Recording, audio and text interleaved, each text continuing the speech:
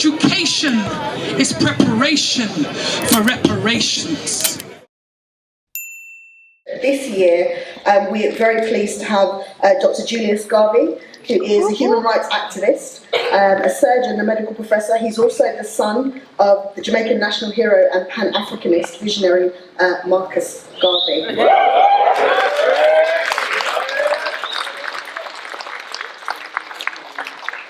Dr. Garvey, I can hear you. Lovely to see you, Dr. Garvey. Thank you for having me to this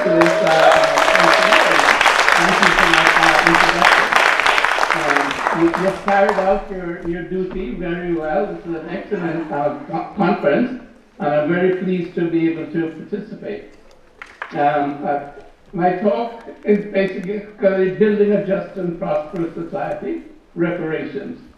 Reparations is about reparatory justice, which means repair of the damage done to the victim, and also repair of the system that caused the damage, so that the existing condition of the victim will not continue indefinitely and cannot recur at any time in the future.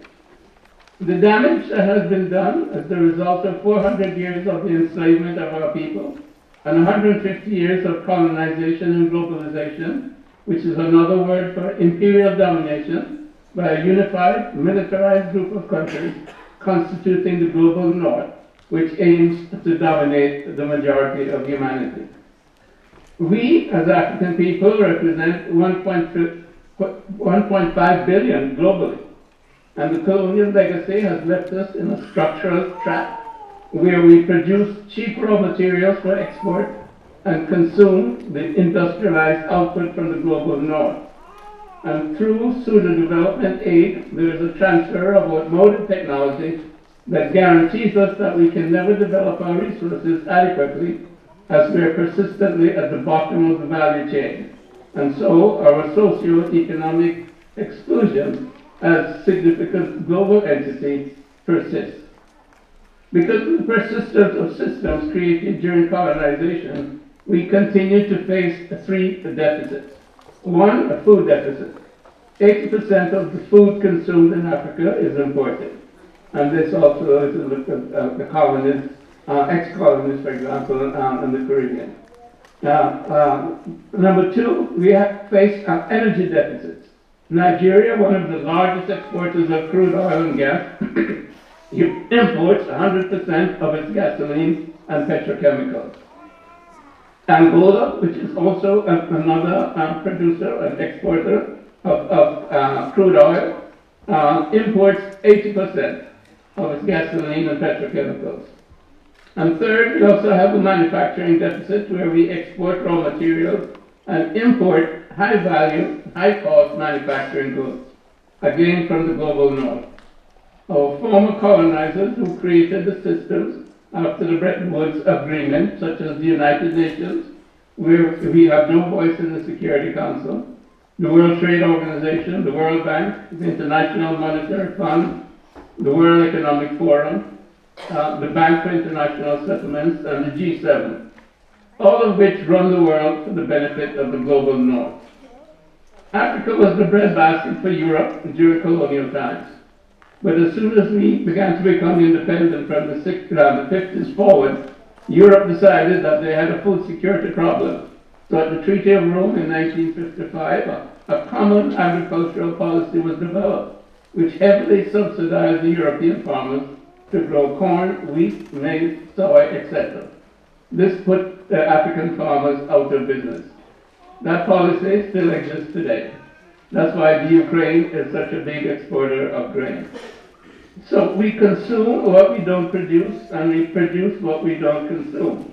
And we are at the bottom of the value chain with these structural trade deficits relative to food, energy, and manufacturing. With weaker currencies relative to the euro and the dollar, all imports come at a high price. So we import inflation. Our governments then have to subsidize sensitive items in terms of food and energy. Our banks then borrow from the World Bank and other lenders. This creates debt, and the national fiscal space is geared towards paying off the debt. This is debt slavery.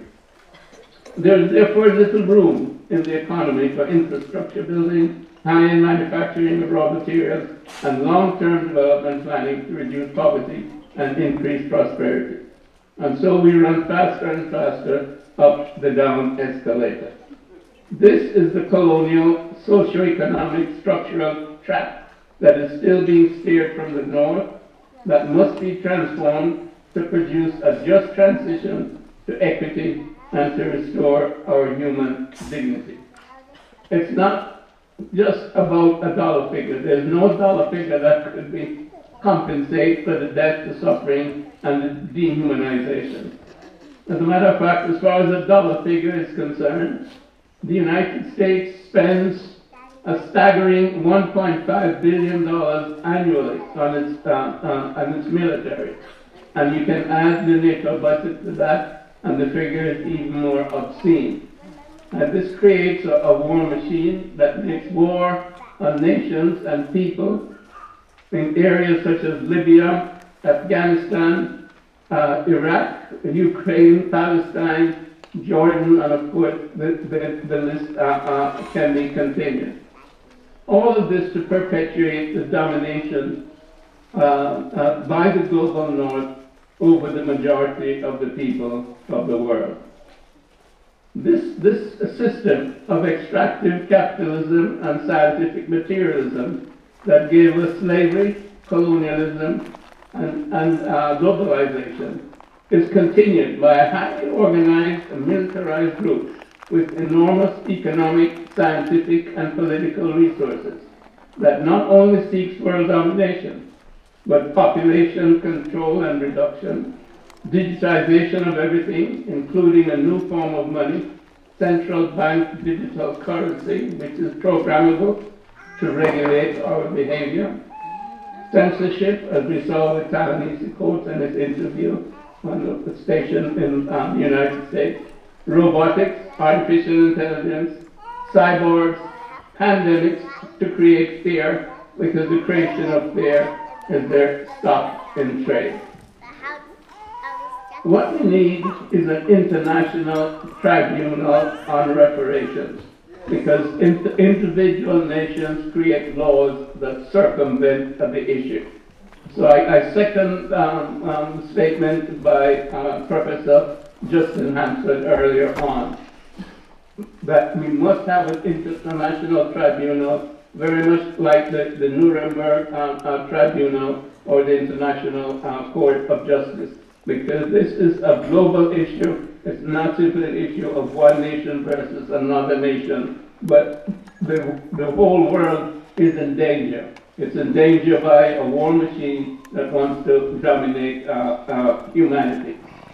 So my perspective on reparations is that we must create this tribunal based in the United Nations and UNESCO, and it has to deal with the whole problem comprehensively as a systematic abuse of humanity by systems that are inherently inhumane and are based on a materialistic concept of an understanding of the world, and leaves out our humanity, which is based also on our spirituality as people, and which is what really unites us instead of divides us.